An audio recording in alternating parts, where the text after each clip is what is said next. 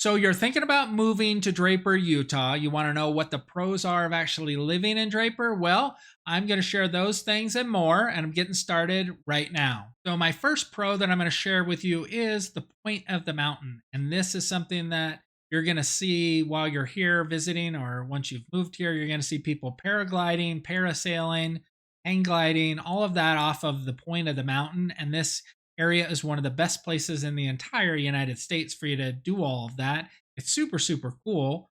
Just curious, would you do that? Comment below and let me know if you would actually do one of those. But the area is super awesome and it's super cool to watch them. And they've talked about maybe adding a landing pad down at the point. And I'll talk about the point in a few minutes. If you hang around, you can hear what the point is. But they've talked about adding a landing pad for the people to land over there, which would be awesome. I go to Draper all the time because of the shopping and the restaurants that are in Draper. And so you have the Draper Peaks Shopping Center, the Draper Crossing, Hidden Valley Shopping Center. You have an IKEA, an RC Willie, a Lazy Boy, Living Spaces, which just opened, an Ashley Furniture, and then a Furniture Row. So if you're looking for furniture, Draper is going to be where you're going no matter which city you choose to live. And we go to IKEA all the time because in Nashville they had it and it was in Memphis, which meant a 3-hour drive, but now it's 10 minutes away. The Sandy Mall is not very far from you to go to either. And if you've never been to a Shields before, you gotta go. It's a 2-story place with a Ferris wheel inside it, and it's got all sporting goods stuff from clothing to every sort of sport you want to go.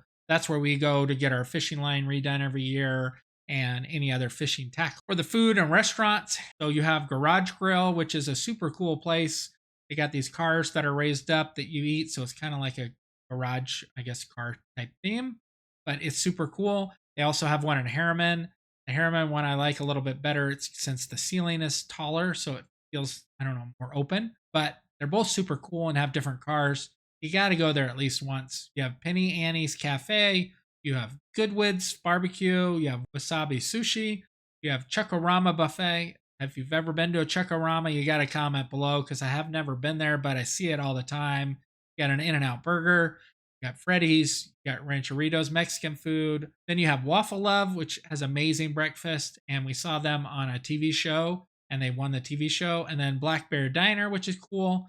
And if you're into donuts at all, I feel like Draper has the best donut place, and that's called Donut Star Cafe. So you can try that as well. So you're looking for some fun things to do in Draper. Well, you have Boondocks, which is currently closed right now for remodeling. Loveland Living Planet Aquarium, they're adding on to that as well, making that bigger, but that's super cool if you're into, the aquatics. Cowabunga Bay Water Park, and that closes now, so it's closed until springtime. You have Alcatraz Escape Games, Airborne Trampoline Arena, Cinemark Movie Theater. You have All Star Bowling and Pins and Ales. So if you're a bowling fan like I am, you can go bowling there. You have Impact Golf Center. And then you have the South Mountain Golf Course. And this golf course has amazing views out over the valley. It's awesome. Rated 4.1 stars on Google. Draper has some really fun things to do. That isn't everything, but those are some of the top points for you to be able to do. Pro on my list is going to be the park. So in Draper, they have some amazing parks. They have the Draper City Park, the Orson Smith Park, the Bellevue Park, Whisperwood Neighborhood Park, Pheasant Meadows Park, Steep Mountain Park, Suncrest Park, Jordan River Rotary Park, South Mountain Park, someone else's park, and the Draper City Splash Pad, which is sort of a park. So there are a number of parks for you to enjoy here in Draper, and they are all amazing for different reasons. But I'll leave that up to you to find which is your favorite park. The next pro on the list is the view of the mountains. The Draper mountain views are amazing. So when you're at the top of Draper Mountain, you're going to be able to overlook all of Salt Lake City on one side, and then when you're on the south side of Draper, you're going to look out over Utah County and Utah Lake, and that is a cool view as well. So you kind of get two different really cool views. You could drive up there and check that out, but we've done that numerous times. When your home is on the hill, depending upon which side of the hill, you're going to have those different views.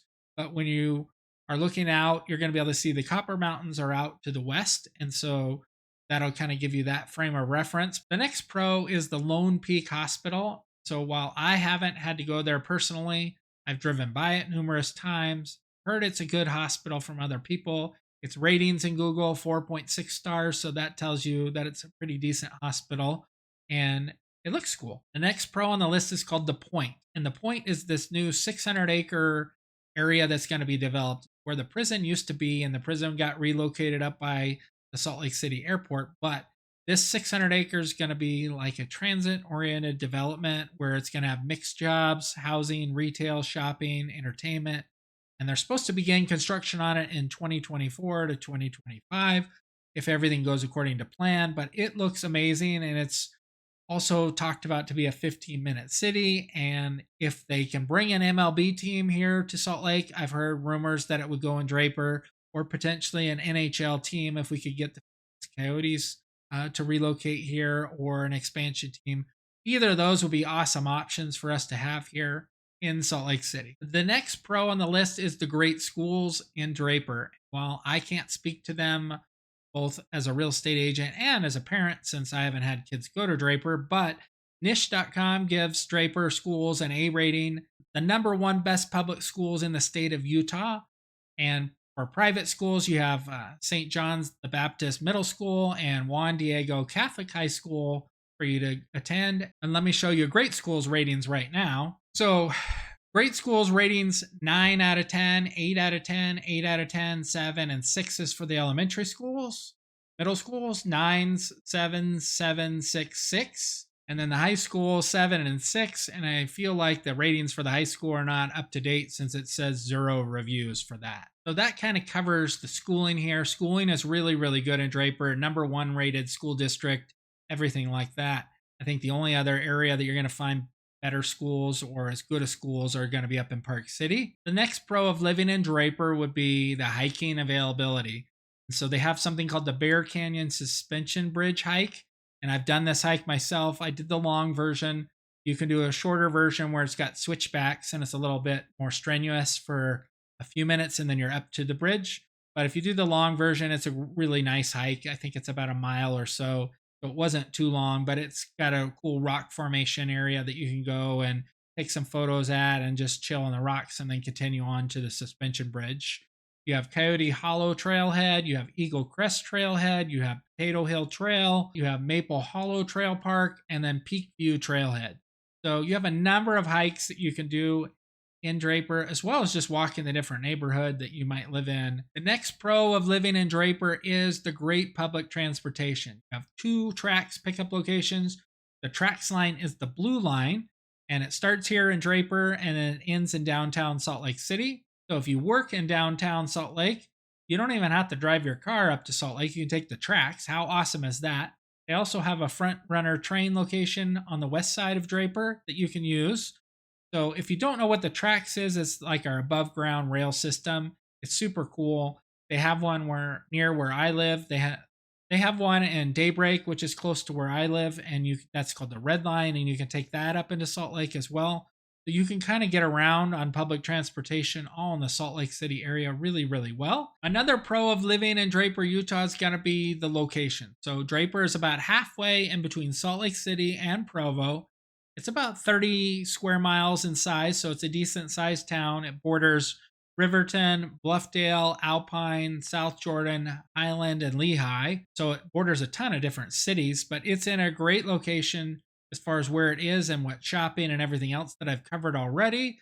Draper would be a great place to call home. And if you'd like more information about making that move to Draper or any city in the Salt Lake City area, please reach out to me, give me a call, shoot me a text, send me an email. Heck, send the Pony Express.